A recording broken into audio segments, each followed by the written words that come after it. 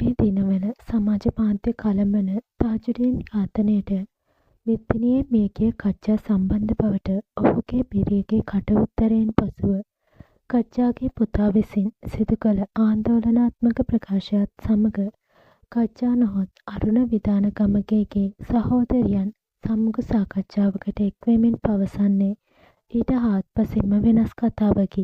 ඒ මේ ආකාරයෙන් අපිව හොයාගෙන CID එකෙන් ආවා. ඒ කතා කරනකොට අපිට ෆොටෝ එකක් පෙන්නුවා. ඒ මල්ලිගේ ෆොටෝ එකක් නෙවෙයි.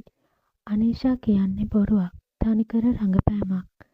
මල්ලිට කොන්දේ අමාරුවක් තිබුණා. හැබැයි ඒ ඊයේ පෙරේදා හැදිච්ච එකක්. අපිට පෙන්නුව පින්තූරේ ඉන්නට අත් දෙක තියන්න හිටියේ නෑ. එහිදී සහෝදරියන්ගේ මව පවසන්නේ මේ ආකාරයෙන්. කෙනෙක් ඇවිල්ලා යනවා. පිටිපස්සේ ලොකු ඉලක්කම් දෙකක් තියෙන ටී-ෂර්ට් එකක් ඇඳන් ඉන්නේ යනුවෙනුයි. මෙහිදී ඔවුන් තම මියගිය සහෝදරයාගේ බිරිඳට දොස් නගන්නේ මෙලෙසින්. අනීෂ කියන්නේ හැපෙන්නක්. ඒකේ හැංගිලා ඉඳගෙන මුළු රටම කනවා. අපේ පවුලත් කෑවා. මල්ලි නැති වුණ දාට පහුවනදා ඇවිල්ලා ලොකු පුතාට ලක්ෂ 1.5ක ෆෝන් එකකුයි ලක්ෂ 21ක බයික් එකකුයි අරන් දුන්නා. දරුවගේ කට වහන්න. අම්මගේ හොර වැඩ පුතා වහනවා. පුතාගේ හොර වැඩ අම්මා වහනවා. සල්ලි නොදීපු නිසා අම්මගේ හොර ටික එළියට දැම්මා.